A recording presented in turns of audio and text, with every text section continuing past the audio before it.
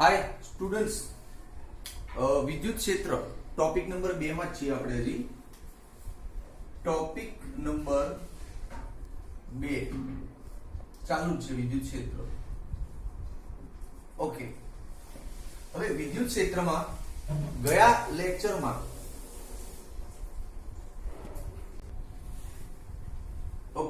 આપણે ડાયપોલ વિશે શીખ્યા હતા ને. થોડું ડાયપોલ નું રિપીટેશન કરીશું. આપણી માટે આ બધું નવું છે, આવું ક્યારે ભણ્યા નથી 11મા સુધી, તો મને થોડોક ડર હોય એમ ક્યારે તું ટોપિક જોડે કનેક્ટ છે કે બહાર નીકળી ગયો, એટલે થોડુંક રિપીટેશન કરો. ડાયપોલ નું ખાલી સમજાવી દઉં, બરાબર? જો ડાયપોલમાં 3 અગત્યની વસ્તુઓ જાણી આપણે કે આને ડાયપોલ કહેવાય, એક માઇનસ અને એક પ્લસ. આ તંત્રને ડાયપોલ કહેવાય, બરાબર? ડાયપોલની લંબાઈ થાય 2a. અચ્છા, ડાયપોલની મોમેન્ટ શું થાય? 2aq. અચ્છા, મોમેન્ટની દિશા ક્યાં હોય? માઇનસ થી પ્લસ તરફ હોય ને. આ બેઝિક ઇન્ટ્રોડક્શન જોયું. પછી ડાયપોલના અક્ષ પર અને એની વિષુવ રેખા પર સૂત્રો જોઈએ આપણે. જો સપોઝ આ છે ડાયપોલ, માઇનસ પ્લસ. ડાયપોલની અક્ષ એટલે આ લાઈન અને વિષુવ રેખા એટલે આ મિડલ વાળી લાઈન. વિષુવ રેખા પર એટલે આ લાઈન ઉપર ગમે ત્યાં વિદ્યુત ક્ષેત્ર જાણવું હોય તો સિમ્પલ સૂત્ર હતું ને, minus kp upon r² plus a² 3/2 p caret. અને આ અક્ષ ઉપર સપોઝ અહીંયા આગળ વિદ્યુત ક્ષેત્ર જાણવું છે તો 2 આવે, અહીંયા kp આવે ને ખાલી 2 આવે, 2 kp r² minus a² whole square p caret. Simple.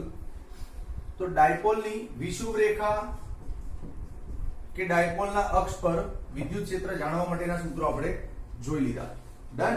અચ્છા, આ સૂત્રમાં હજી આગળ એક વર્ઝન હતું કે જો આ અંતર બહુ મોટું હોય, જો r બહુ જ મોટો હોય તો આ સૂત્ર આવું થઈ જાય kp/r3. ને આમાં r બહુ મોટો હોય તો આ સૂત્ર આવું થઈ જાય 2kp/r3. જો હવે સરખા જ લાગે ને સૂત્રો, આમાં 2 છે આમાં 2 નથી થતી. અને આપણે લગભગ આવા સૂત્રો વાપરવા પડશે કેમ કે આપણા કોર્સમાં બધી અણુકી અને નાની ડાયપોલ છે. અણુકી એટલે અણુ જેવી નાની ડાયપોલ, પ્લસ માઇનસ વાળી. ઓકે, તો આ ડાયપોલનું ઇન્ફોર્મેશન. હવે હજી એક વસ્તુ કે આ સમાન વિદ્યુત ક્ષેત્ર હોય આમ સમાન વિદ્યુત ક્ષેત્ર, એમાં ડાયપોલને મૂકી આપણે તો ડાયપોલની વર્તણૂક શું થાય તો એ પણ સમજાવી હતી કે સમાન વિદ્યુત ક્ષેત્રમાં ડાયપોલને મૂકો થીટા ખૂણે એટલે ડાયપોલના આ ધન છેડા પર બળ લાગે QE અને ઋણ છેડા પર બી બળ લાગે માઇનસ QE. આ બળ લાગે. ઓકે, પછી બળના કારણે આ ટોટલ બળ શું થાય? 0, કેમ કે આ પ્લસ QE અને માઇનસ QE એટલે પરિણામી બળ 0 થાય ડાયપોલ પર. પણ ડાયપોલ ભ્રમણ કરે કેમ કે એક ભાઈ અહીંથી ખેંચે ને એક ભાઈ અહીંથી ખેંચે એટલે બળ એક રેખા પર નથી, માટે ડાયપોલ ભ્રમણ કરે. ભ્રમણ કરે એટલે ટોર્ક લાગે. તો ટોર્ક નું સૂત્ર બી જોયું ને આપણે, P ક્રોસ E. હા, રિવિઝન આવી દેતા ભાગમ ભાગ ખબર પડી. તો જો ડાયપોલ વિશે આખું બોર્ડ જો 4 વસ્તુઓ શીખ્યા. ડાયપોલ મોમેન્ટ નું સૂત્ર જાણ્યું, ડાયપોલની વિષુવ રેખા પર વિદ્યુત ક્ષેત્ર કેટલું એ જાણ્યું, ડાયપોલની અક્ષ પર વિદ્યુત ક્ષેત્ર કેટલું એ જાણ્યું. પછી હવે વિષુવ રેખા પર વિદ્યુત ક્ષેત્ર આવે કે ત્યારે બાપા આ બે બેઠા છે પ્લસ આનું વિદ્યુત ક્ષેત્ર અહીંયા આવે, આનું અહીંયા આવે, પછી અક્ષ પર બી રીતે આનું વિદ્યુત ક્ષેત્ર હોય, પેલાનું વિદ્યુત ક્ષેત્ર પહોંચે છે. ડાયપોલને સમાન વિદ્યુત ક્ષેત્રમાં મૂકો તો ડાયપોલ શું કરે? યાદ રાખ, ડાયપોલને સમાન વિદ્યુત ક્ષેત્રમાં મૂકીશું તો એની પર ટોટલ બળ 0 હશે એટલે સ્થાનાંતર નહીં કરે, રેખીય સ્થાનાંતર નહીં કરે. પણ એની પર ટોર્ક 0 નહીં હોય, ટોર્ક હશે એટલે ટોર્કના લીધે ડાયપોલ આમ ભ્રમણ કરશે. સ્થાનાંતર નહીં કરે પણ ભ્રમણ કરશે. આ સમાન વિદ્યુત ક્ષેત્ર. પણ અસમાન વિદ્યુત ક્ષેત્ર હોય તો આની ચર્ચા થોડી બાકી રહી ગઈ હતી. એમ તો ઉપર છેલ્લું સમજાવ્યું હતું મેં, પણ અસમાન વિદ્યુત ક્ષેત્રમાં છે ને ડાયપોલ સમજાવ્યું હતું. સપોઝ આ ડાયપોલ માઇનસ અને પ્લસ. અસમાન વિદ્યુત ક્ષેત્રમાં કેવું હોય? અહીંયા બળ હોય QE1, આની પર બળ હોય QE2. અચ્છા, ક્ષેત્રની દિશામાં જોઈએ આમ. ઓકે, તો જો આ સિચ્યુએશનમાં ટોટલ બળ 0 નહીં થાય. કેમ? અરે E1 છે, આ E2 છે. એવું E1 E2 કેમ? યાર, અહીંયા વિદ્યુત ક્ષેત્રનું મૂલ્ય જો સ્ટ્રોંગ છે, આટલી જગ્યામાં 3 રેખા હોય અને અહીંયા વિદ્યુત ક્ષેત્રનું મૂલ્ય જો નબળું છે, એટલે વિદ્યુત ક્ષેત્રની વેલ્યુ અલગ અલગ હોવાથી અહીંયા E1 નામ આપીએ તો અહીંયા E2 નામ આપવું પડે. ખ્યાલ આવ્યો? હા. તો આની પર બળ 0 નથી, એનો મતલબ બળ છે. બળ છે તો ડાયપોલ છે ને આમ ડિંગ ડિંગ ડિંગ ડિંગ ડિંગ ડિંગ સ્થાનાંતર કરશે, કે તો આમ કા તો આમ, જે બાજુ બળ વધારે છે. એટલે બળ 0 નથી એટલે સ્થાનાંતર કરશે. અચ્છા, ટોર્ક તો ખરું એટલે ભ્રમણ બી કરશે. સમજ્યા? ઓકે. હવે બંનેને કમ્પેર કરો. સમાન વિદ્યુત ક્ષેત્ર હોય તો બળ નહીં રહેતું ટોટલમાં, એટલે સ્થાનાંતર નહીં કરી શકતી, ડાયપોલ આગી પાછી નહીં થતી છે, પણ ભ્રમણ તો કરે છે. ઓકે. અસમાન વિદ્યુત ક્ષેત્ર હોય તો સાહેબ આગી પાછી થાય, ઓન ભ્રમણ કરે. સમજ્યા કે નહીં? ઓકે. ચલ, હવે આની સ્ટોરી પરથી એક એક્ઝામ્પલ યાદ આવ્યું. કાંસકો. આપણે ખબર છે નાનપણમાં સ્કૂલમાં રમ્યા છીએ, પેલું આમ વાળમાં કાંસકો ફૂટપટ્ટી ઘસીએ અને પછી નાના નાના કાગળના ટુકડાઓ મૂક્યા એટલે ચોંટી જાય.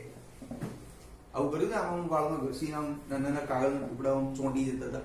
હા, એ કેમ થતું હતું? આ જ ઘટના જો બતાવું. તું કાંસકો અથવા તો ફૂટપટ્ટી એવું કઈ બી માથામાં ઘસ, બરાબર? ઘસીશ એટલે શું થશે? ઘર્ષણના કારણે આમાં વિદ્યુત ક્ષેત્ર ઉત્પન્ન થશે. આમ વિદ્યુત ક્ષેત્ર ઉત્પન્ન થયું એટલે એની આસપાસ બધું ઇલેક્ટ્રિક ઝોન બની ગયો. કાંસકાને વાળમાં ઘસવાથી કાંસકો વિદ્યુત ભારિત થાય છે, અને વિદ્યુત ભારિત થાય તો પછી એની આસપાસ વિદ્યુત ક્ષેત્ર હોય. આ વિદ્યુત ક્ષેત્રમાં નાના નાના કાગળના ટુકડાઓ આવે, એટલે કાગળના ટુકડા સાથે શું થાય ખબર છે? એકચ્યુઅલી કાગળનો ટુકડો અધ્રુવીય છે, આવો હોય. આમ કાગળના ટુકડાની અંદર અણુઓ આવા હોય, પણ જેવું આવું સ્ટ્રોંગ વિદ્યુત ક્ષેત્ર મળે ને એટલે એના પ્લસ માઇનસ છૂટા થઈ જાય. કાગળના ટુકડાના પ્લસ માઇનસ આમ અલગ થઈ જાય. યસ, કાગળના ટુકડાના અણુઓ અધ્રુવીય હોય, જેવું વિદ્યુત ક્ષેત્રમાં આવ્યું એટલે પ્લસ માઇનસ ખેંચાય. આમ ખબર છે? હવે અધ્રુવીય એટલે એક જ જગ્યાએ પ્લસ માઇનસ હોય. આમ બીજું વિદ્યુત ક્ષેત્ર એટલે પ્લસ ઓમ ખેંચાય, માઇનસ ઓમ ખેંચાય, આમ પહોળો થઈ જાય. આવું ધ્રુવીય અણુ થઈ જાય. ધ્રુવીય થઈ ગયું. હવે તું આ સીન જો, શું કહેવાય? આ અસમાન વિદ્યુત ક્ષેત્ર દેખાય, એમાં આ ડાયપોલ દેખાય, કાગળની નાની અણુ કે ડાયપોલ દેખાય કે નહીં? હા, તો આખો આવો સીન ક્રિએટ થઈ ગયો ને. અસમાન વિદ્યુત ક્ષેત્ર અને એમાં ડાયપોલ. તો અસમાન વિદ્યુત ક્ષેત્રમાં ડાયપોલ આવી એટલે સ્થાનાંતર કરશે. સ્થાનાંતર કરે એટલે દોડે આમ ઝૂમ દઈ કાગળ તરફ, અને કાગળ એને ખેંચી લે. સમજો, આ જાદુ નથી, આ સાયન્સ છે. ક્લિયર? કાંસકાને ઘસીશ એટલે વિદ્યુત ભારિત થશે, એટલે એનું ક્ષેત્ર રિલીઝ થશે. આમ એ ક્ષેત્રમાં કાગળનો ટુકડો આવશે એટલે કાગળ ડાયપોલ બની જશે. ડાયપોલ બનશે તો પછી સ્થાનાંતર કરશે, કેમ કે ક્ષેત્ર અસમાન છે. Okay okay. હવે ફાઇનલી નવી થિયરી ચાલુ કરીએ. બહુ રિવિઝન થઈ ગયું યાર, એટલું 7-8 મિનિટનું રિવિઝન, પછી વિડીયોઝ છે ને હેવી થઈ જાય, ચડતા નહીં યાર યુટ્યુબ પર. ચલ, અત્યાર સુધી આપણે જેટલું પણ કામ કર્યું કુલંબમાં કે વિદ્યુત ક્ષેત્રમાં, તું ધ્યાન આપ પાછળની થિયરીમાં કે વિદ્યુત ભાર છે ને આંગળીના વેઢે તું ગણી શકતો હતો કે એક વિદ્યુત ભાર છે બિંદુ, અથવા બે વિદ્યુત ભાર છે તો ડાયપોલ છે, અથવા n વિદ્યુત ભાર છે 1 2 3 4 ગણી શકાય એવા હતા. અલગ અલગ વિદ્યુત ભાર લીધા હતા, એને કહેવાય ડિસ્ક્રીટ ચાર્જીસ. પણ હવે વ્યવહારિક જીવનમાં આવું હશે? વ્યવહારિક જીવનમાં બે જ વિદ્યુત ભાર મળશે? એટલે એક આવડી એમથી વસ્તુમાં કરોડો વિદ્યુત ભાર હોય, આખું ફેલાયેલું હોય. એમ રેતીની ડોલ ભરી નાખી દે ટાઇલ્સ ઉપર એટલે આખી ટાઇલ્સ પર કેવી રેતી ફેલાઈ જાય. એ રીતે કોઈ બી સપાટી પર, નાનકડા વાયર પર, નાનકડા ગોળા પર એટલું બધું વિદ્યુત ભાર આમ ફેલાયેલો હોય, એને સતત અથવા અસતત વિતરણ કહેવાય. તો હવે આપણે પ્રેક્ટિકલ લાઈફમાં વિદ્યુત ભારના વિતરણ સાથે ડીલ કરવાનું છે. આજે તને આટલા દિવસથી ભણાવું છું કે એક વિદ્યુત ભાર છે, એનું વિદ્યુત ક્ષેત્ર kq/r² થાય. આ બે વિદ્યુત ભાર છે, ડાયપોલ અક્ષ પર આવું થાય, વિષુવરેખા પર આવું થાય. આ બધું સમજ તને ચેપ્ટરમાં ઘૂસાવવા માટેનો ટ્રાય છે, પણ રિયલ લાઈફમાં આવું નહીં થાય. તું સારો ઇલેક્ટ્રિકલ એન્જિનિયર બનીશ તો તારે કઈ પ્લસ માઇનસ અને પ્લસ છૂટા છવાયા નહીં મળે. તને આવું એક ગોળાની સપાટી આપી દેશે અને કે છે આનું ઇલેક્ટ્રિક ફિલ્ડ શોધો. હવે ગોળાની સપાટી પર તો આવું વિદ્યુત ભાર, જેમ ટાઇલ્સ ઉપર રેતી પથરાયેલી હોય ને ઢગલો, એ આની પર આમ ઢગલો વિદ્યુત ભાર પથરાઈ ગયા છે. આમાં તારે ડીલ કરવાનું છે. હવે સિંગલ વિદ્યુત ભાર નહીં મળે. તો આને વિદ્યુત ભારોનું વિતરણ કહેવાય. સતત અથવા તો અસતત બે ટાઈપના હોય. તો હવે આપણે આ ભણીશું. આ એક બે વિદ્યુત ભાર છોડો, હવે મોટા થઈ જાવ. ચાલો ચર્ચા છે. ક્વેશ્ચન નંબર 40 અથવા 41 બને છે, જોઈ લેજો નોટ્સમાં. વિદ્યુત ભારોના સતત વિતરણના 3 પ્રકારો. ચાલો પહેલું તો લખી દો આ એક ડાયલોગ કે વિદ્યુત વ્યવહારિક જીવનમાં, વ્યવહારિક ડેલી લાઈફમાં જ્યારે આપણે એન્જિનિયર બની જઈએ, ત્યાં કામ કરવા જઈએ, ત્યારે અલગ અલગ વિદ્યુતભાર સાથે કામ નથી કરવાનું હોતું, વિતરિત થયેલા જથ્થા સાથે કામ કરવાનું હોય. તો એક પોઈન્ટ બની શકે કે વ્યવહારિક ઉપયોગોમાં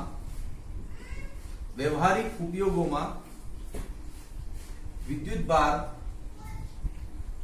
અલગ અલગ, એટલે આ છૂટાછવાયા એક બે અલગ અલગ ન હોય, વિતરિત થયેલા હોય જથ્થામાં થયેલા હોય. અચ્છા, આ વિતરણ 3 પ્રકારનું હોય. પહેલો પ્રકાર રેખીય વિતરણ. રેખીય વિતરણ એટલે શું સમજાવું તને? આ કોઈ રેખા છે, એમ વાયર છે, એની પર કરોડો અબજો વિદ્યુતભાર આ રીતે ફેલાયેલા છે. ડીંગ ડીંગ ડીંગ ડીંગ ડીંગ ડીંગ ડીંગ ડીંગ ડીંગ ડીંગ ડીંગ ડીંગ. આને કહેવાય રેખીય વિતરણ. ક્લિયર? ઓકે. તો પહેલો પોઈન્ટ લખ કે કોઈ રેખા પર સતત રીતે ફેલાયેલા વિદ્યુતભારને રેખીય વિતરણ કહે છે. કોઈ રેખા પર સતત ફેલાયેલા વિદ્યુતભારને રેખીય વિદ્યુતભાર વિતરણ કહેવાય. બરાબર, આ એક પોઈન્ટ થઈ ગયો. હવે એક વ્યાખ્યા છે આમાં, રેખીય વિદ્યુતભાર ઘનતા. આ નવું પદ છે, આને લેમડા કહેવાય. શું વ્યાખ્યા થાય એની? સિમ્પલ છે. 11માં દળના સંદર્ભમાં બધા કેસ જોયા હતા આપણે. નહોતું જોયું કે લેમડા બરાબર એકમ લંબાઈમાં ફેલાયેલું દળ, પછી સિગ્મા બરાબર એકમ ક્ષેત્રફળમાં ફેલાયેલું દળ, અને ઘનતા બરાબર એકમ કદમાં ફેલાયેલું દળ. આ બધું જોયું તું ને? તો ત્યાં દળના સંદર્ભમાં હતું. આજે અહીંયા વિદ્યુતભારના સંદર્ભમાં સેમ વ્યાખ્યા આપણે રિપીટ કરવાની. ચાલો કરીએ. આ જો એકમ લંબાઈમાં રહેલા વિદ્યુતભારને રેખીય વિદ્યુતભાર ઘનતા કહે છે. લે, થઈ ગઈ વ્યાખ્યા. જલસા કર. લખી દઉં. એકમ લંબાઈમાં રહેલા વિદ્યુતભારને, પણ કોની? કોઈ રેખા પરની વાત છે. આખી આ રેખા છે ને, એની પરની કોઈ એકમ લંબાઈની વાત છે. તો પ્રોપર લખવાની વ્યાખ્યા કે કોઈ રેખીય વિદ્યુતભાર વિતરણમાં. હવે વ્યાખ્યા ચાલુ કરશું. કોઈ બી રેખીય વિદ્યુતભાર વિતરણ ક્યાંક ફેલાયેલું હોય, એની અંદર એકમ લંબાઈ હોય, એ એકમ લંબાઈમાં જે વિદ્યુતભાર રહેલું હોય એને એની ઘનતા કહેવાય.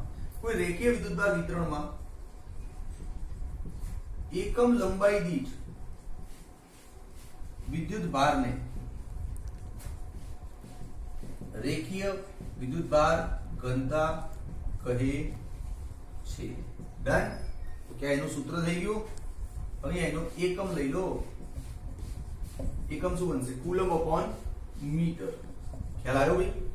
અચ્છા, અહીંથી બીજું બી થાય. ડેલ્ટા ક્યુ ને કરતા બનાય એમ. ડેલ્ટા ક્યુ બરાબર લેમડા ડેલ્ટા એલ. સાહેબ, આ મારે શું કામ આવશે? અરે બહુ કામ આવશે, બહુ કામ આવશે. રેખા પર ફેલાયેલા વિદ્યુતભારનો જથ્થો જાણવા માટે આ સૂત્ર તને કામમાં આવશે. ઓકે? તો જો કે 11માં પેલા દાખલાઓ ગણ્યા હતા ને આપણે, બધું દ્રવ્યમાન કેન્દ્ર શોધવાના ને એવા બધા દાખલાઓમાં ચાક ગતિ માટે આઈ શોધવા માટે જાત જાતના આઈ શીખવાડ્યા હતા, ખબર? જડત્વની ચાક માત્રા. એમાં દળના કેસમાં આવું જ કરતા હતા ને. ઓકે, ચલ. એ બીજો પ્રકાર, પૃષ્ઠ વિદ્યુતભાર ઘનતા. સેમ પૃષ્ઠ એટલે આવું કોઈ પૃષ્ઠ હોય, આમ એની પર વિદ્યુતભાર ફેલાયેલો હોય, એમ દંડનાઈ પુષ્કળ હો ભાઈ. હું એટલું બધું દોરવા બેસીશ તો આખો વિડીયો આમાં જ પતી જશે. પુષ્કળ વિદ્યુતભાર ફેલાયેલો હોય એને કહેવાય પૃષ્ઠ વિદ્યુતભાર ઘનતા. ચાલો, બરાબર. કોઈ પૃષ્ઠ પર, આ એક થિયરી આવડી ને, આ બધી આવડશે, કે આની જ કોપી કરીને હેઠ ઠોકવાની છે. કોઈ પૃષ્ઠ પર સતત ફેલાયેલા વિદ્યુતભારને પૃષ્ઠ વિદ્યુતભાર વિતરણ કહે છે. ચાલ, કોઈ પૃષ્ઠ પર સતત ફેલાયેલા વિદ્યુતભાર વિતરણને પૃષ્ઠ વિદ્યુતભાર વિતરણ કહે છે. ડન. ચલ, હવે એની પેલી નવી રાશિ પૃષ્ઠ વિદ્યુતભાર ઘનતા. પૃષ્ઠ વિદ્યુતભાર ઘનતાની વ્યાખ્યા બનાવી દો ને. જેમ આમાં લંબાઈ હતી આમાં ક્ષેત્રફળ આવશે યાર, કોમન સેન્સ જોયેલું. ક્ષેત્રફળ એટલે ડેલ્ટા એસ, એસ એટલે સરફેસ એટલે ક્ષેત્રફળ, ડેલ્ટા ક્યુ અને સિગ્મા. ચલ, બનાવી વ્યાખ્યા. એકમ ક્ષેત્રફળ દીઠ રહેલા વિદ્યુતભારને પૃષ્ઠ વિદ્યુતભાર ઘનતા કહે છે. શું બની? એકમ ક્ષેત્રફળ દીઠ રહેલા વિદ્યુતભારને બરાબર ને? પણ લોકેશન લખ ક્યાં, કઈ જગ્યા, એમને એમ ગમે ત્યાં ના. કોઈ પૃષ્ઠ વિદ્યુતભાર વિતરણ ધરાવતા પૃષ્ઠ પર કોઈ વિદ્યુતભારોનું પૃષ્ઠ વિતરણ ધરાવતા પૃષ્ઠ પર. આજે આખી વ્યાખ્યા બને, હું નોટ્સમાં લખી દઈશ પ્રોપર, તું જોઈ લેજે. કોઈ વિદ્યુતભારનું પૃષ્ઠ વિતરણ ધરાવતા પૃષ્ઠ પર આવું હોય તેને આવું કહેવાય. ડન. ચલો, હવે આનો એકમ લખી લો. એકમમાં શું આવશે? Coulomb upon metre square. નીચે ક્ષેત્રફળ એટલે મીટર સ્ક્વેર. અચ્છા, અહીંથી ડેલ્ટા ક્યુ નું સૂત્ર શું મળશે આપણને? અહીંયા ગુણી દે, સિગ્મા ડેલ્ટા એસ. થઈ ગયું. એવી એવી ત્રીજી થિયરી, ત્રીજો પ્રશ્ન આની અંદર કદ વિદ્યુતભાર ઘનતા. કદ વિદ્યુતભાર ઘનતા. પહેલો પોઈન્ટ તો અહીંથી જ કોપી કરો. કોઈ કદ પર સતત ફેલાયેલા વિદ્યુતભાર વિતરણને કદ વિદ્યુતભાર વિતરણ કહે છે. કોઈ કદ પર સતત ફેલાયેલા વિદ્યુતભાર વિતરણને કદ વિદ્યુતભાર વિતરણ કહે છે. ડન. હવે પેલી વ્યાખ્યા આવડ્યું ને? કદ એટલે સપોઝ ગોળો. ઓકે. ચલો, હવે આ વ્યાખ્યા લઈ લઈએ. કઈ યાદ કર? રેખીય વિદ્યુતભાર ઘનતા, પૃષ્ઠ વિદ્યુતભાર ઘનતા. તો હવે કદ વિદ્યુતભાર ઘનતા. ચાલ, ભણાવવાની બહુ મજા આવે. ગુજરાતી ને હું બહુ હવાની શિક્ષક, હું ભણાવવાનું બહુ હવા દો. તું સામે નહીં બેઠા તમે લોકો, બાકી આ થિયરી ને કલાક ખેંચીને બહુ જબરદસ્ત ડીપમાં જઈએ આમાં. કદ વિદ્યુતભાર ઘનતા. ચાલ, એ સેમ વ્યાખ્યા. ક્ષેત્રફળ ત્યાં કદ લઈ લો, ડેલ્ટા વી અને ઉપર ડેલ્ટા ક્યુ. ચલો, બનાવી દો વ્યાખ્યા. એકમ કદમાં રહેલા વિદ્યુતભારને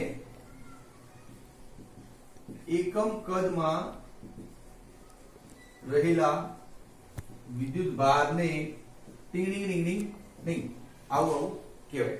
પણ લોકેશન લખ કઈ જગ્યા? હા, તો અહીંથી જો. કોઈ વિદ્યુતભારનું કદ વિતરણ ધરાવતા કદ પર. કોઈ વિદ્યુતભારનું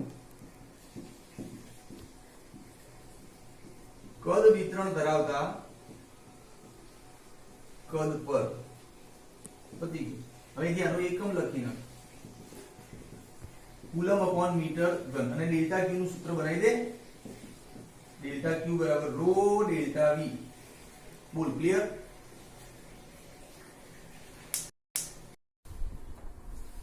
ઓકે.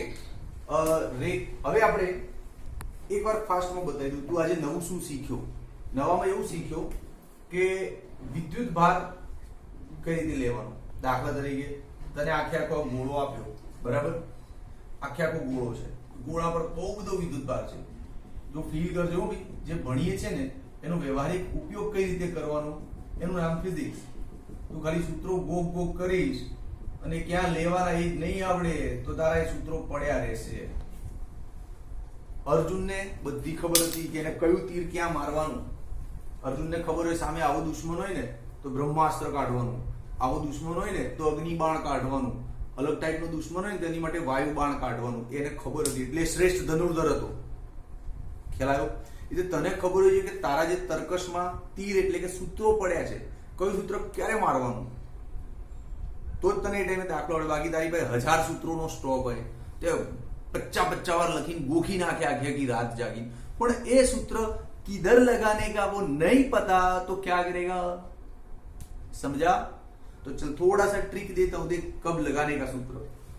જેમ કે આ બહુ મોટો ગોળો છે ને એની પર બહુ બધો વિદ્યુતભાર છે. એમ કીધું કે ટોટલ વિદ્યુતભાર તારો 10 કુલમ છે. કેટલો છે? 10 કુલમ. પણ હું એમ કહું કે આમાંથી નાનો અમથો ભાગ લે. આ ટુકડામાં કેટલો વિદ્યુતભાર હશે લે. છે તારી તાકાત આને ગણવાની? ના સાહેબ આવું તો નહીં શીખ્યા. અરે તું શીખી ગયો, તું શીખી ગયો. આ જો સતત વિતરણ છે આખે આખું ગોળો એટલે કદ કહેવાય. તો કદના કોઈ બી ખંડમાં વિદ્યુતભાર લેવો હોય તો આ રહ્યું ને સૂત્ર રો ડેલ્ટા વી. આ સૂત્ર લઈ લેવાનું. સાહેબ હવે આ સૂત્રમાં શું કરવાનું? અરે આ ભાગનું કદ અહીંયા લખી દેવાનું. આનું જે બી કદ આવતું હોય સૂક્ષ્મ એ લખી દેવાનું. હવે સાહેબ કદ ક્યાંથી લઉં? તો ભાઈ દાખલા ગણીશ ત્યારે આવી જજો, કદ બી શીખવાડ દઈશ. બરાબર? સૂક્ષ્મ ખંડના કદ શું હોય? ગોળા પરનું સૂક્ષ્મ કદ શું લેતા હોય જનરલી આપણે? 4πr² dr આવું કંઈક લેતા હોઈએ છીએ. 4πr dr બી લેતા હોઈએ છીએ, રાઈટ ને? એ બધું ટેકનિક પછી એ ગણિતનો વિષય થઈ ગયો. આગળનું બધું ગણિત આપણે દાખલામાં શીખીશું. પણ હાલ ઉપયોગ શીખ્યો આ સૂત્રનું શું કરવાનું કે આખે આખો ગોળો હોય એની પરનો ટોટલ વિદ્યુતભાર તને ખબર છે કે ભાઈ ક્યુ છે, પણ એમાંથી આટલા અંદર સૂક્ષ્મ ખંડનો વિદ્યુતભાર કેટલો છે તો આ રીતે ખબર પડે ને. જેમ કે આખે આખો તાર છે, એની પર પુષ્કળ વિદ્યુતભાર છે, દંત નહીં જોરદાર, પણ એમ આટલા અંદર ખંડમાં કેટલો વિદ્યુતભાર છે બોલ. તો તાર શું કરવું પડે? સેમ સૂત્ર ડેલ્ટા ક્યુ બરાબર lambda DL. Lambda delta L. આ સૂત્રથી તને ખબર પડી એટલે તને ખબર પડી ને સૂત્રો હવે ક્યાં વાપરવાના. આ સૂત્રો તો ગોખી નાખ્યા મસ્ત થિયરી ચલાવી એટલે 50 વાર લખી. लेकिन अब समझ में आया ये सूत्र कब निकाल के निशाना लगाना है. हाँ એ રીતે તને કોઈ પાટિયા પર પૃષ્ઠ ઉપર વિદ્યુતભારનું વિતરણ આપી દીધું. આમ બહુ બધું વિદ્યુતભાર છે એની પર ડિંગ ડિંગ ડિંગ ડિંગ ડિંગ ડિંગ ડિંગ. એમ કહું આટલા અમથા પૃષ્ઠનું વિદ્યુતભાર બોલ તો લઈ લેવાનું ને સિગ્મા ડેલ્ટા એસ મળી જાય છે. ડેલ્ટા એસ એટલે આ નાના ટુકડાનું ક્ષેત્રફળ. સાહેબ શું લેવાનું કીધું જરા દાખલામાં શીખવાડે છે. અત્યારે ખાલી સૂત્ર ક્યાં કાઢવાનું ને યાદ રાખ. પછી ગણિત કઈ રીતે કરવું એ દાખલાની મેટર છે. નહીતર આખો કલાકનું લેક્ચર આમાં જતો. તને સૂત્ર ક્યાં લેવા ખબર પડી ગઈ ને. રેખા પર અટવાયો હોય તો લેમ્ડા ડેલ્ટા એલ, ક્ષેત્રફળ પર અટવાયો હોય તો સિગ્મા ડેલ્ટા એસ, અને કદ પર અટવાયો હોય તો rho delta V. Clear? Okay.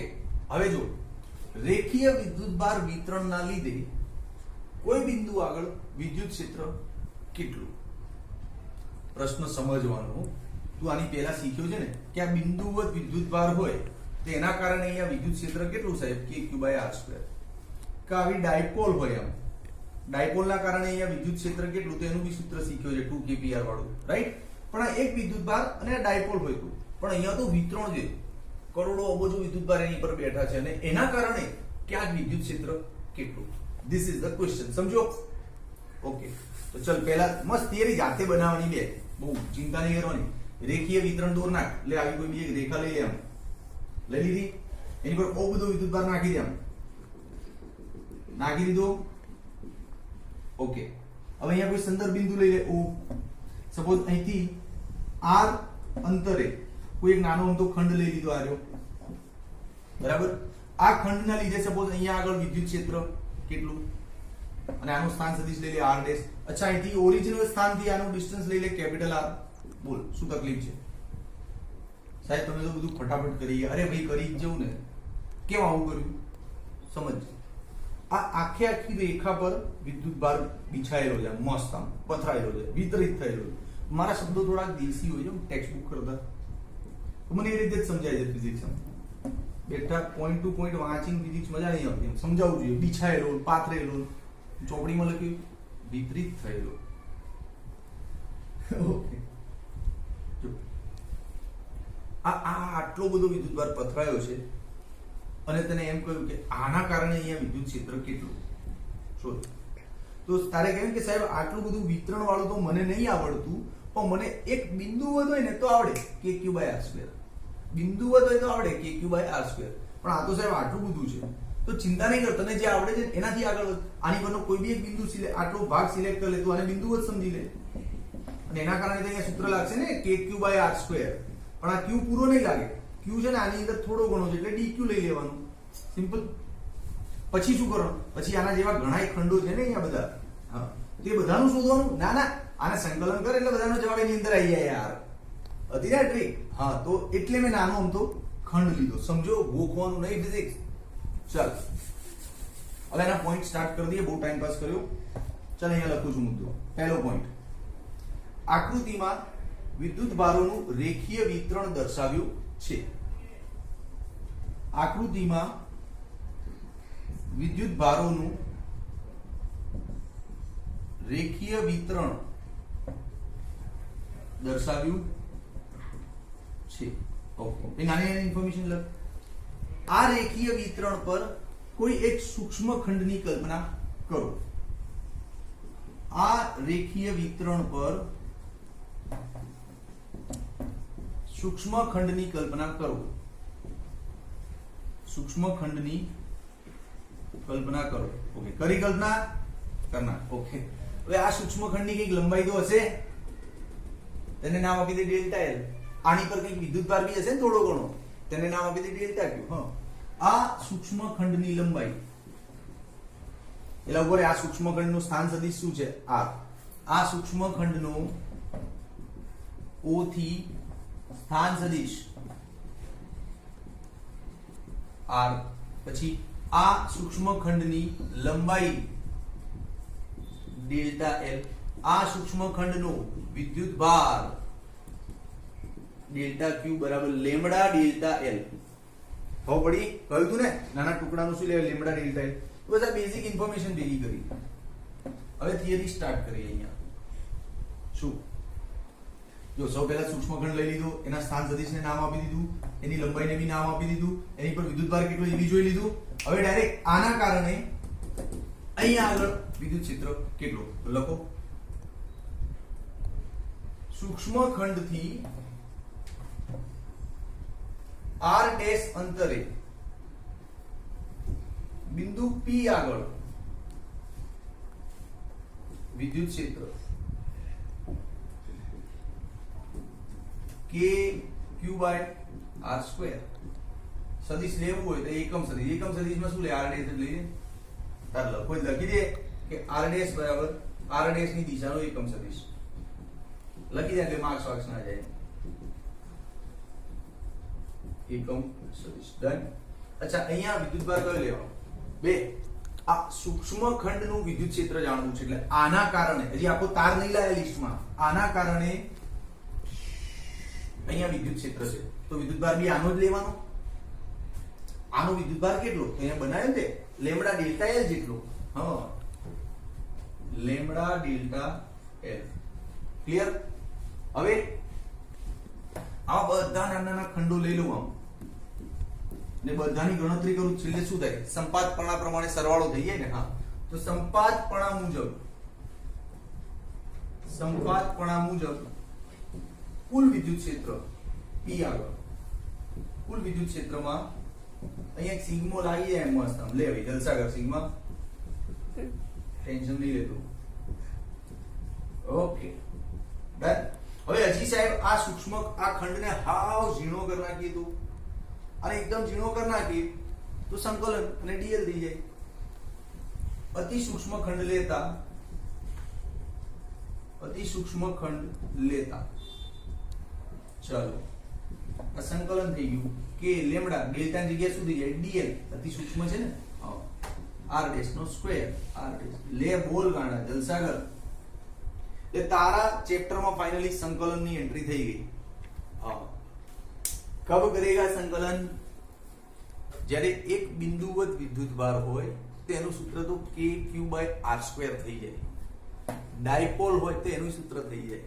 પણ બહુ બધું વિતરણ હોય ને એવા મેટર્સમાં તારે સંકલન નાખવાનું. ખબર પડી? તો જો દાખલામાં સંકલનની એન્ટ્રી થઈ ગઈ. ચલ આવું ને આવું પૃષ્ઠ વિદ્યુતભાર વિતરણ. ઓકે, હવે પૃષ્ઠ વિદ્યુતભાર વિતરણ. ભાઈ હું તો છે ને બહુ સ્માર્ટ ટીચર છું. આખી થિયરી ભણાઈ એની જ કોપી મારવાનું છું અહીંયા. જો સૌ પહેલા એક પૃષ્ઠ લઈ લઈશ મોટું, આમ એના નાના નાના ખંડોમાં વિભાજિત કરી નાખીશ. એમાંથી કોઈ બી એક સૂક્ષ્મ ખંડને ઉઠાઈ લઈશ. આ જો આ સૂક્ષ્મ ખંડ આપણે ઉઠાઈ લીધો. એનું અહીંથી સ્થાન સદિશ શું કરી નાખીશું? આર સદિશ. બરાબર. અહીંથી પાછું પી જગ્યાએ વિદ્યુત ક્ષેત્ર શોધીશું. અચ્છા, એનું સ્થાન સદિશને શું નામ આપી દઈશું? R dash. પછી મૂળ જગ્યાએ એનું સ્થાન સદિશ શું લઈ લઈશું? R. Same to same copy ના મુદ્દા બી ત્યાંથી જ કોપી મારું. જો કમ્પ્લીટ મારું. પહેલો મુદ્દો શું હતો? આકૃતિમાં વિદ્યુતભારોનું પૃષ્ઠ વિતરણ દર્શાવ્યું છે. જોઈ લે, આકૃતિમાં વિદ્યુતભારોનું પૃષ્ઠ વિતરણ દર્શાવ્યું છે. બીજો મુદ્દો ત્યાંથી જ કોપી મારી. જોઈ લે, આ પૃષ્ઠ વિતરણ પર સૂક્ષ્મ ખંડની કલ્પના કરો. ચલો ત્યાં કોપી નહીં મારે, ફરીથી બનાવીએ. આ પૃષ્ઠ વિતરણ પર એ આખી એ જ થિયરી લખવાની છે. એ થિયરીમાં જ્યાં જ્યાં રેખીય શબ્દ આવ્યો છે ને ત્યાં ત્યાં આમાં પૃષ્ઠ શબ્દ નાખવાનો છે. Same theory. તું ઘરે આ ટ્રીક કરજે. આખી થિયરી લખ રેખીય વાળી. ભાઈ રેખીય શબ્દ હટાઈને ખાલી પૃષ્ઠ શબ્દ નાખ, તારું બધું કામ થઈ જશે. આ પૃષ્ઠ વિતરણ પર સૂક્ષ્મ ખંડની કલ્પના કરો. ઓકે, કરી નાખી. પછી આ સૂક્ષ્મ ખંડનો અહીંથી સ્થાન સદિશ છે આર. આ સૂક્ષ્મ ખંડનો ઓ થી સ્થાન સદિશ આર. ડન. પછી આ સૂક્ષ્મ ખંડનું ક્ષેત્રફળ બી તો હશે. આ સૂક્ષ્મ ખંડનું ક્ષેત્રફળ ડેલ્ટા એસ. ઓકે. પછી આ સૂક્ષ્મ ખંડનો વિદ્યુતભાર બી તો હશે. આ સૂક્ષ્મ ખંડનો વિદ્યુતભાર ડેલ્ટા ક્યુ. એને શું લેવાનું? યાદ કર. બસ ને યાર, સિગ્મા ડેલ્ટા એસ. રેખીય હોય તો લેમ્ડા. પૃષ્ઠ એટલે સિગ્મા. જો કદની વાત આવશે ત્યારે અહીંયા રો લઈશું અને અહીંયા બી લઈશું. બરાબર. ઓકે, ચલો હવે સીધું મુદ્દાની વાત કરીએ. આ પી આગળ વિદ્યુત ક્ષેત્ર આના કારણે, ખાલી આના કારણે આખું પૃષ્ઠ પછી છેલ્લે સંકલનમાં આવી જશે. તો પી આગળ સૂક્ષ્મ ખંડને લીધે વિદ્યુત ક્ષેત્ર. પણ યાર તો બહુ ઉતાવળ કરે છે. પી કેટલો દૂર છે તો લખ ને કે સૂક્ષ્મ ખંડથી આર ડેશ જેટલો દૂર છે અને ઓ થી કેપિટલ આર જેટલો દૂર છે. લખી દે કૌંસમાં. પી સૂક્ષ્મ ખંડથી આર ડેશ અંતરે અને ઓ થી આર અંતરે છે. આ લખી દેવાનું. ઓકે, ચાલો હવે વિદ્યુત ક્ષેત્ર ચાલુ કર. ડેલ્ટા ઈ બરાબર આ સૂક્ષ્મ ખંડ એટલે બિંદુ જ છે ને, નાનકડું બિંદુ જ હશે ને, બહુ સૂક્ષ્મ હશે. તને દેખાય એટલે માટે આટલું મોટું કર્યું. બે આ સૂક્ષ્મ એટલે અતિ સૂક્ષ્મ, તને દેખાય બી નહીં એવું સૂક્ષ્મ હોય. તેને બિંદુ જ સમજવાનું ને, તો બિંદુ જ સમજવાનું. તો સૂત્ર શું લેવાનું? K Q by R square. ये डिस्टेंस कितना लेगा? R dash. एकम सदिश भी आर डैश લઈ લે. ચાલે. હવે વિદ્યુત ભાર કે ક્યુ બાય આર સ્ક્વેર સૂત્ર દીધું તો ક્યુ એટલે વિદ્યુત ભાર આ લઈ લેવાનો ને સિગ્મા ડેલ્ટા એસ. ચાલ ભાઈ, આ બધું હવે આના જેવા બધા ખંડ પડ્યા ને સાહેબ, આ બધાનું શું? હા, તો આને સિગ્મા લગાવી દે એટલે બધાનો સરવાળો થઈ જાય ને. તેને કહેવાય સંપાતપણું. સંપાતપણા મુજબ કુલ વિદ્યુત ક્ષેત્ર બરાબર સિગ્મા કે યસ થઈ ગયું ભાઈ. ચાલો, બહુ મજા આવે ભણાવવાની. તું ખરેખર કઈ ના બને ને લાઈફમાં ટીચર બનજે. તારી ચોઈસ હોય તો બે, તું જબરદસ્તી નહીં. આદર વાલીએ સાહેબ તમારી જોડે તો ડોક્ટર એન્જિનિયર બનવા મોકલ્યો હતો અને તમે તો માસ્ટર બનાવવાની વાતો કરો છો. એવું નહીં, માસ્ટર જોરદાર પ્રોફેશન છે. હમણાં બહુ મજા. હું ડોક્ટર એન્જિનિયર બન્યો જ ને તો મારી લાઈફને આટલી એન્જોય ના કરી શક્યો જેટલો ટીચિંગમાં કરું છું. દરેક થિયરીને અલગ નજરે જોવાની, દરેક સૂત્રને અલગ નજરે જોવાનું. આપણી પોતાની એક ફિઝિક્સની દુનિયા છે અને આ જ ફિઝિક્સ, અને આ જ ફિઝિક્સ ભણી છોકરાઓ 100 માંથી 100 બી લાવે છે. મારા સ્ટુડન્ટ 98 97 ઢગલો થઈ જાય છે. અને ચાલ આગળ દે. સંપાતપણા મુજબ તો થઈ ગયું. હવે પરિણામી વિદ્યુત ક્ષેત્ર એટલે શું કરવાનું, આમ કરી મોસ્ટ ઓમ સાપુલી દોરી દેવાનું સંકલનનું કે sigma delta S R dash નો સ્ક્વેર. ચલ તારું કામ થઈ ગયું, બસ જલસા કર. હવે સાંભળ, આની પછી 44મો પ્રશ્ન જાતે આપું છું. 44મા પ્રશ્નમાં ખાલી આ લાઈન બદલી શું કરી નાખવાનું, કદ, અને આની થિયરી જાતે કરજે. ના આવડે તો કહેજે, આવડશે જ. જેમ આમાં રેખીય શબ્દ હટાવ્યો અને પૃષ્ઠ મૂકી દે, આમાં પૃષ્ઠ શબ્દ હટાવી કદ મૂકી દે, આવડશે. Okay, done. ઓકે, જો ભાઈ છેલ્લી સૂચના, આટલી મહેનતથી વિડીયો બનાવું છું. આ લોકડાઉન નો ટાઈમ છે, યુ નો લોકડાઉન, ઘરે કઈ સંસાધનો નથી, તો ક્યાંકથી બોર્ડ ઉઠાઈ લાયા સેટિંગ કરી, ક્યાંકથી આ પેનોની વ્યવસ્થા કરી, ક્યાંકથી ઇંકની બોટલો લઈ આવ્યો, બધી મહેનત કરી. કેમ? તું ઘરે બેસી ભણે અને તારું 12 સાયન્સનું ભણતર ટાઈમે સ્ટાર્ટ થાય એના કારણે, બરાબર. હવે બદલામાં કઈ નહીં ભાઈ, આ લેક્ચર ફ્રી ઓફ જ છે. આખું જેને ભણવું હોય ને આખું ગુજરાત ભણશે, કોઈને પૈસા ચાર્જ નથી કરવાના આપણે આના, કે યુટ્યુબ પર ભણ્યો તો પૈસા લાય એવું નથી, ફ્રી ઓફ છે. અચ્છા, પણ આમાં છે ને ઘણા બાળકોની એવી ડિમાન્ડ આવી કે સાહેબ લાઈવ લેક્ચર લો. અરે લવ લાઈવ, પણ તું 1000 સબસ્ક્રાઈબર તો કરાય યાર. તું ઘેર બેઠા બેઠા મહેનત કઈ કરવી છે નહીં, સાહેબનો ઓર્ડર ઠોકવાના, સાહેબ લાઈવ આવી જાઓ, ઓમ આવી જાઓ. ભાઈ સબસ્ક્રાઈબર 1000 પહોંચશે ને યુટ્યુબ પર, તું કહીશ ને બધું કરી શકીશ. ભાઈ તો 750 સબસ્ક્રાઈબર, ડૂબી મરો. સોહમ સરના સ્ટુડન્ટ છો, 750 સબસ્ક્રાઈબર વધારે એમ કહું, બીજું કઈ નહીં. સાહેબ હું કઈ રીતે વધારું? એટલે તું 12માં ભણે, તને બધું શીખવાડું. સબસ્ક્રાઈબર કઈ રીતે વધારવાના? તારા ઘરમાં 4-5 ફોન હોય, બધા પર જઈને સબસ્ક્રાઈબ કરી દે. મામા માસીને તો ફોન કર ગામડે કે મામી કેમ છો, મજામાં ને, લોકડાઉનમાં બધાની તબિયત સારી છે ને, કે હા. તો એક કામ કરો ને, મસ્ત ફોન બોલી સબસ્ક્રાઈબ કરી દો, અને મામાને કહેજો સબસ્ક્રાઈબ કરો, અને બુનને કહેજો સબસ્ક્રાઈબ કરો, એટલે બધા સબસ્ક્રાઈબર વધારતા 1000 કરી નાખો યાર, તો મેળ થઈ જાય આપણો. 770-80 સમથિંગ પહોંચ્યો છે આ વિડીયોના શૂટિંગ ટાઈમે, હજી 250-300 કરી નાખો, બરાબર. હવે ઓ ભાઈ છોટું, પપ્પા અહીંયા ટીચર છે, છોકરો ડરે, ડર થોડી સાઈડ માં રે, શું દાંત કાઢે છે. છોકરાનો ટાઈમ બગડે, લેક્ચર ડિસ્ટર્બ નહીં કરવાનો. એ ચીકુ કોલિંગ ખાઈ છે હમણાં, ચાલ. ભાઈ તમે બધા ડરો ને, સોહમ સર નો લેક્ચર ચાલતો ત્યારે શાંતિથી બેઠા હોય, સાહેબ ભડક છે, મારું નેચર એગ્રેશન વાળું છે, ખબર. આ આરું આપણું ટેણિયું નહીં ડરતું, 4 વર્ષનું છે ઢીંગલું, આ રુદ્રાંશી, આ ડરતું નહીં. ઓકે, સબસ્ક્રાઇબ કરો અને શેર કરો, અને કમેન્ટમાં લખો બે, એ યાર તમે તારા કેવા, મારો આખો વિડીયો મસ્ત ભણી લેવાનો 12 ઓ ભાઈ સાઈડમાં, તમે આખો વિડીયો ભણી લો છો, પણ નીચે કમેન્ટમાં સેજ તો તસ્તી લો કે અરે સાહેબ શું ભણાવ્યું, આ હા હા હા હા મજા આવી, એવું કંઈક લખો યાર, કંઈક તો લખ હારું હારું, અરે સાહેબ જોરદાર, એ સાહેબ જોરદાર, આમ એવું કંઈક લખો તો મજા આવશે યાર. ચલો ભાઈ.